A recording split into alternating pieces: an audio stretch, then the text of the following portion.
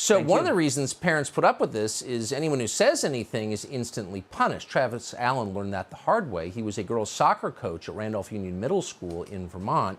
He was just suspended from his job without pay because he complained about a male student looming around the girls' locker room. Then the school, because this is North Korea at this point, punished Travis Allen's daughter, Blake Allen, for speaking about it too. Blake Allen is on the volleyball team. Blake Allen and Travis Allen join us tonight. We're going to talk to their lawyer in just a moment. Thank you both so much for coming on. Travis, first to you. Did I misstate what happened? You complained about a man in the women's locker room and you were punished? Correct. I made a a social media post that referred to the male student as a male, and I was punished because I misgendered him. You lost your job, or you're suspended without pay from your job? Correct, as the soccer coach. So you were the creep in this. I have to ask, did other employees at the school take you aside and say we're on your side? Did anyone protest your suspension? None of the other employees did. Other community members have supported me, though, privately.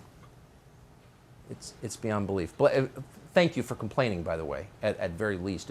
Blake Allen, what did you do wrong in the eyes of the school, and how were you punished?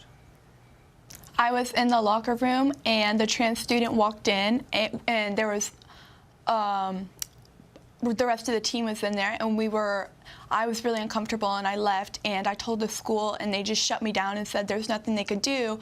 And I was later suspended because I voiced my opinion that a male shouldn't be in the women's locker room. And then when we filed a lawsuit, they dropped the suspension.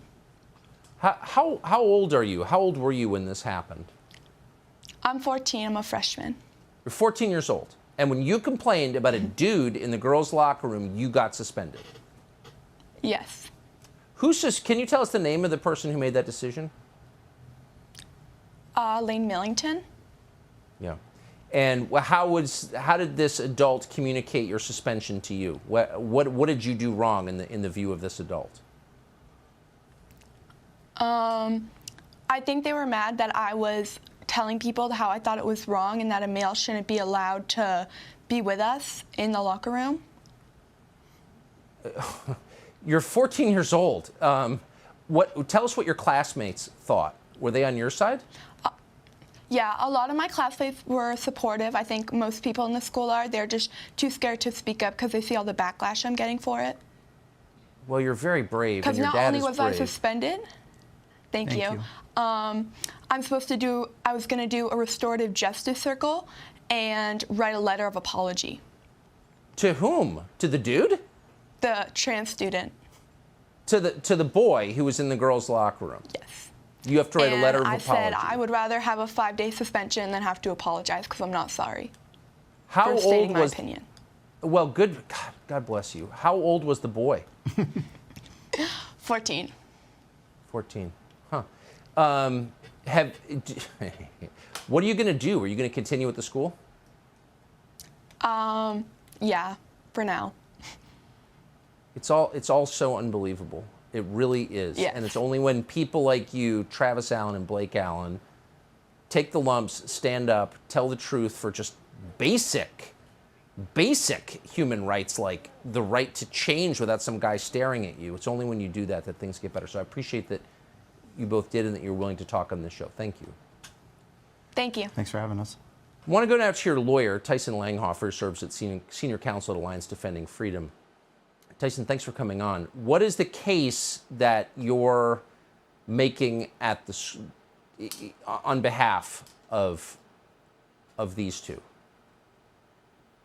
Sure. Well, the school district, they retaliated against both Blake and Travis for just simply stating their views. And First Amendment retaliation is prohibited by the Constitution. I mean, that's very clear that the government cannot retaliate against individuals simply for sharing their views.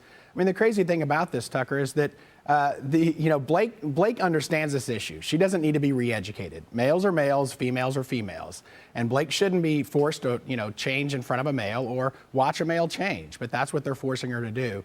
And they're trying to force their ideology down everybody's throat and then punish anybody that has a different viewpoint. That's unconstitutional.